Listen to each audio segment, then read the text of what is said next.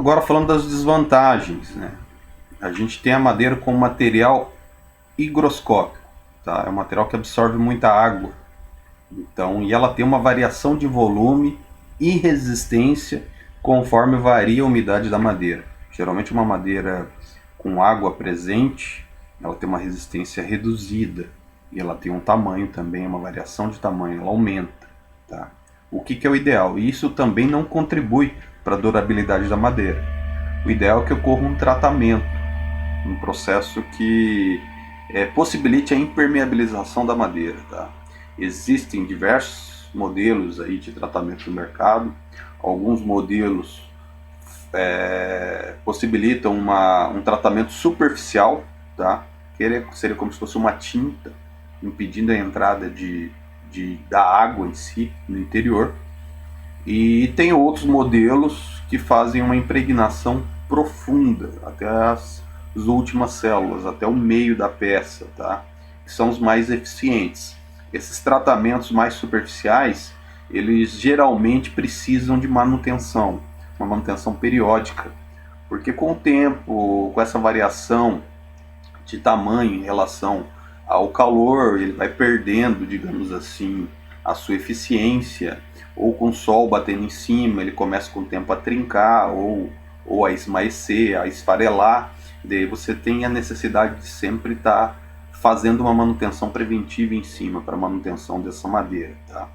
Então a madeira bem tratada, ela pode durar muito tempo. Tem edificações aí com mais de 1000 anos que foram construídas em madeira, principalmente aí, podem pesquisar no Google, tanto no Japão como na China, é bem comum você encontrar esse tipo de edificação, tá? Durabilidade dela limitada quanto desprotegida.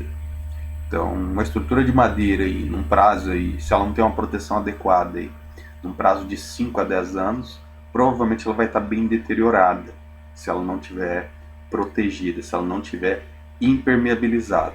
Nós vamos ver isso mais à frente, os tipos de materiais que trabalham, que possibilitam essa impermeabilização da madeira, tá? Os defeitos, o que seriam os defeitos? A gente vai ter um comentário específico mais à frente sobre defeitos, mas um principal deles que a gente pode falar é o nó, que é intrínseco à madeira, é característico dela. O nó é um ponto da onde saiu um galho, provavelmente, algum tipo de junção com outra parte da planta, onde a resistência do material é bem mais reduzida. E a anisotropia, tá? O que é a anisotropia? A resistência da madeira, ela depende da direção de aplicação da carga, tá?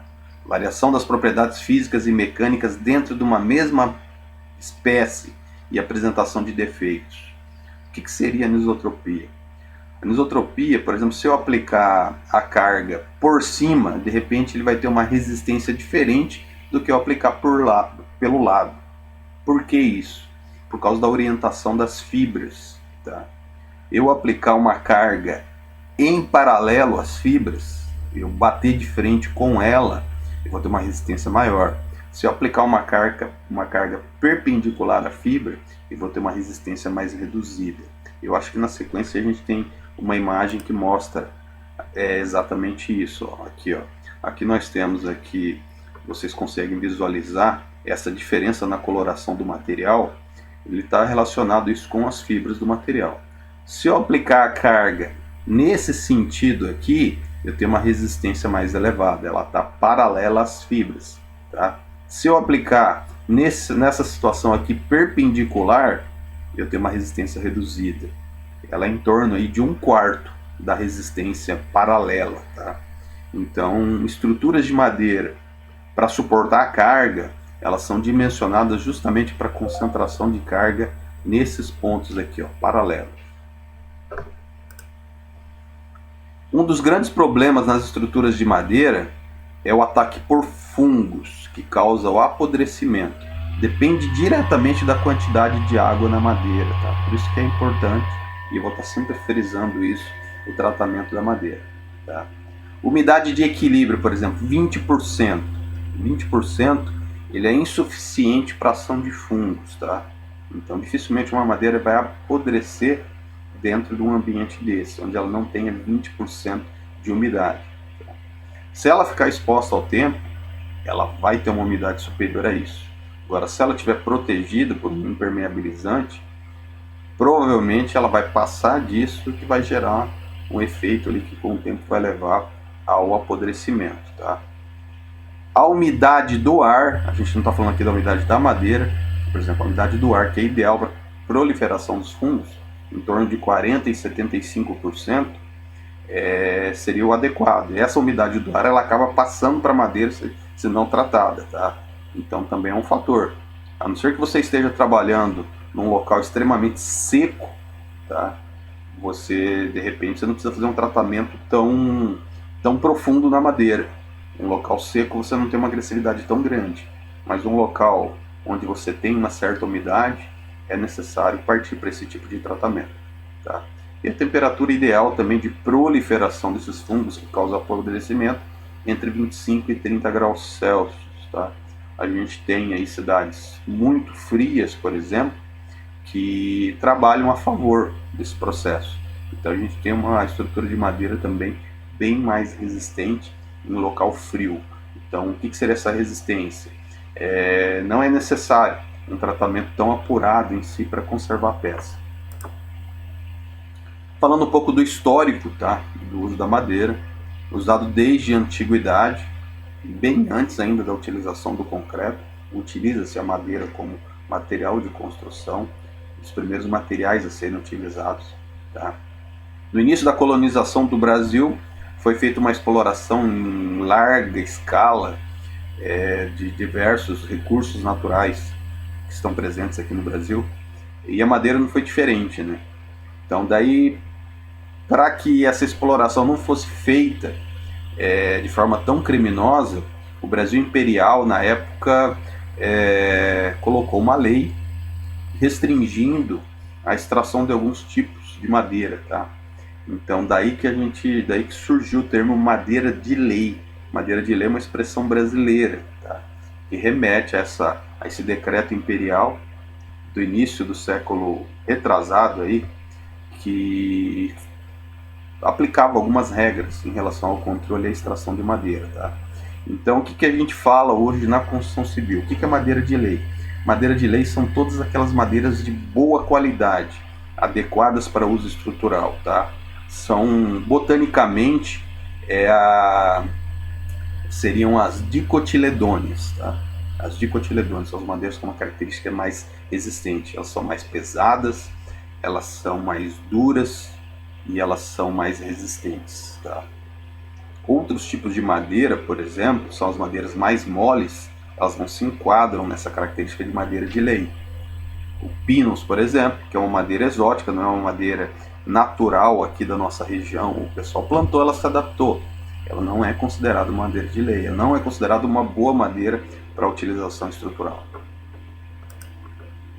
Exemplos de madeira de lei, muito utilizados aí que a gente usa na construção: o angelim, o ipê, o jatobá, maçaranduba, mas tem uma série de materiais, inclusive em laboratório, aí, assim que a gente tiver a oportunidade, a gente vai visualizar alguns desses modelos aí, inclusive ensaiar a resistência mecânica deles, tá?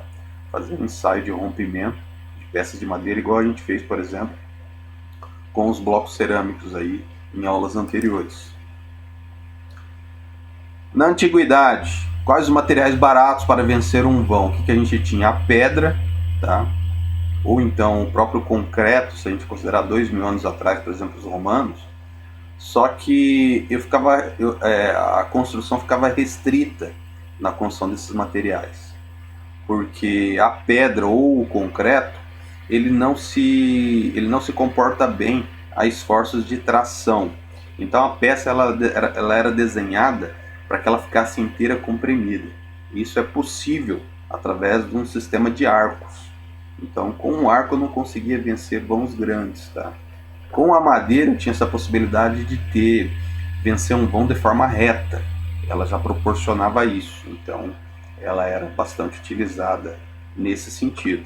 Lógico, com o surgimento do concreto armado, com as armaduras aí dentro das estruturas, corrigiu essa deficiência em si do concreto simples, de não resistir a esforços de tração, e hoje a gente tem peças retas aí de concreto, justamente em função da armadura. O que mudou com o tempo foram técnicas de construção, com a madeira, seu melhoramento em relação à resistência ao tempo e a forma com que este material é utilizado na arquitetura. Então a gente tem uma réplica de uma casa de madeira polonesa, e a gente pensa também aqui, por exemplo, boa parte das edificações de madeira que a gente acha aqui no Brasil são edificações antigas, que tem uma aparência até rudimentar em relação ao que é, digamos assim, convencional. Dificilmente você acha hoje aqui no Brasil uma casa de alto padrão construída em madeira, tá? Então é uma situação parecida com essa. Então, por isso que tem até um certo preconceito em relação às construções de madeira, tá? Houve a decadência do emprego, tá? Antigamente construía-se mais em madeira, tá? Você pega cidades antigas, você vai ver mais presente esse tipo de construção, tá? Aqui no Brasil. Depois foi descartado de vez, né? Com pouca utilização. A Revolução Industrial, Inglaterra impôs a arquitetura em metal e houve a invenção do concreto armado, tá? Estudos se concentraram nesses novos materiais. Inclusive são estudos que são prolongados até hoje. Até hoje estuda-se novas composições para o metal, para o aço, estuda-se novas composições para os concretos. Então o desenvolvimento ainda é contínuo, tá? Mas nos últimos anos aí a gente vê um esforço no sentido de reabilitar a madeira como material de construção estrutural, tá? É uma situação interessante, principalmente do ponto de vista ambiental.